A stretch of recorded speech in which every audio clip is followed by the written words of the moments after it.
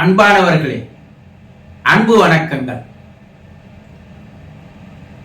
நினைப்புதான் பழைப்பை கெடுக்குது. இப்படி நம்முடைய பெரியோர்கள் பேசி வருவதை நீங்கள் கேட்டு இருக்கிறீர்கள் இல்லையா? இது பொதுவாக எல்லோரும் பேசுறதுதான். நினைப்பு தான் பழைப்பை கெடுக்குது, போய் வேலையை பாடுறா அப்படி சொல்லுவாங்க இல்லையா? நீங்கள் கேட்டு இருப்பீர்கள். அப்படின்னா என்ன என்று ஒரு அன்பர் கேள்வி கேட்டிருக்கிறார். குருஜி, நினைப்பு தான் பொழைப்பை கெடுக்குதுன்னு சொல்றாங்களே, அது எப்படி பொழைப்பை கெடுக்கும்? புரியலையே, இந்த பழமொழி அர்த்தம் எனக்கு விளங்கல அப்படி என்று அவர் ஒரு கேள்வியை கேட்டிருக்கிறார்.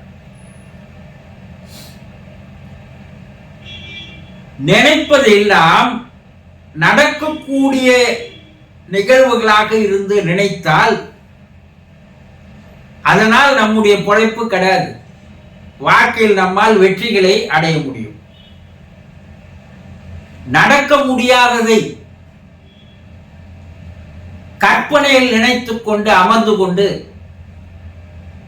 வாழ்ந்து வருகின்ற மனிதர்கள் இருக்கிறார்கள் இல்லையா? சிலர் கேட்கலாம், நீ என்ன ஆக போற? நான் ஐஏஎஸ் ஆக போறேன். இப்ப என்ன படிச்சிருக்கிற?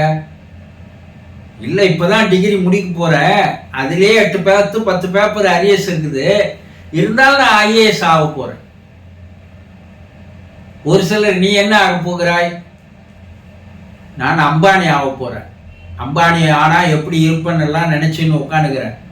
இப்ப நீ எவ்வளவு சம்பாதிக்கிற? டெய்லி 500 ரூபாய் சம்பாதிக்கிற. இப்படி நீங்கள் பல பேரிடம் பேசும்போது கேட்டால் அவர்களுடைய கற்பனை இருக்குது பாருங்க, நினைப்பு. நடக்க முடியாததை நினைத்துக் கொண்டு காலத்தை நேரத்தை வீணாக்கி கொண்டு வருவதுதான் பிழைப்பு கெடும் என்று சொல்லுவார்கள் பெரியவர்கள். நடைமுறையில சாத்தியம் இல்லாததெல்லாம், உன்னால முடியாததெல்லாம் நீ நினைச்சு இந்த கற்பனையில வாழ்ந்துன்னு வந்தா அது முடியுமா? இப்படி நடக்க முடியாததை எல்லாம் நினைத்துக் கொண்டு அமர்ந்து கொண்டிருப்பது. திரைப்படத்துல ஒரு ஹீரோவை பார்த்தா நம்மள அது போல ஆயிடணும். நம்ம ஆனா எப்படி இருப்போம்? நம்ம அம்பானி ஆனா எப்படி இருப்போம்? நம்ம மந்திரி ஆனா எப்படி இருப்போம்? இப்படி நடக்க முடியாத விஷயங்களை, நிகழ்வுகளை கற்பனை செய்து கொண்டு நினைத்துக் கொண்டு காலம் ஓட்டுகின்ற மனிதர்கள் நிறைய பேர் இருக்கிறாங்க. அதனால் காலம் வீணாகிறது, நேரம் வீணாகிறது, உழைப்பு வீணாகிறது. இப்படியே இருந்தா வாழ்க்கை என்ன ஆகாது? பொழைப்பு தேர. இப்போ நம்மால் எதை முடியும், நினைப்பதில் கூட நம்மால் எதை சாதிக்க முடியும் என்பதை சரியாக தீர்மானித்துக் கொண்டு அதை நினைத்துக் கொண்டு அதன் வழியிலேயே நாம் சென்றால் நாம் வெற்றிகளை பெறலாம், சாதிக்கலாம். அப்போ நினைப்பதில் கூட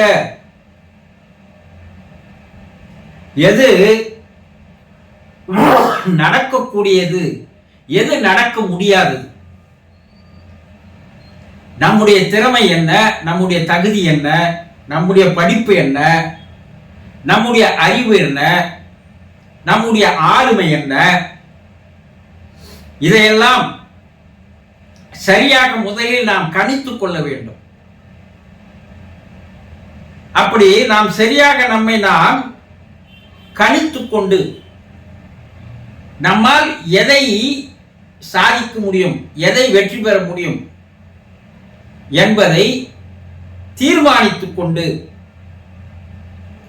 அதை நினைத்துக் கொண்டிருந்தால் நாம் மனதில் எதை ஒன்றை ஆழமாக நினைக்கிறோமோ, ஆழமாக பதிவு செய்கிறோமோ, அது நம்முடைய ஆழ் மனதில் சூப்பர் கான்சியன்ஸ் மைண்ட் என்று சொல்வார்கள். அதுல போய் பதிவாயிடுச்சுன்னா அதை பற்றிய சிந்தனையே நமக்கு வருமாறு எண்ணங்கள், நினைப்புகள் நமக்கு தோன்ற ஆரம்பித்துவிடும். அப்படி தொடர்ந்து அதை பற்றியே நாம் நினைத்துக் கொண்டிருக்க அதற்குண்டான செயல்களை நாம் செய்ய ஆரம்பிப்போம். அப்படி நாம் செய்ய ஆரம்பித்தால் நம்முடைய நினைப்புகள் வெற்றி பெறும். நடக்க முடியாததையெல்லாம் நினைத்துக் கொண்டு கற்பனையில் வாழ்ந்து வருவது வாழ்க்கையை வீணடிக்கும். பொழைப்பு வீணாதான் போகும், கெடதான் செய்யும். இதைத்தான் பெரியவர்கள் மனதில் வைத்து அதை சொன்னார்கள். இதை சரியாக புரிந்து கொண்டால் நம்முடைய வாழ்க்கை தெளிவான வாழ்க்கையாக அமையும். புரிந்து கொண்டீர்களா? சந்தோஷம்.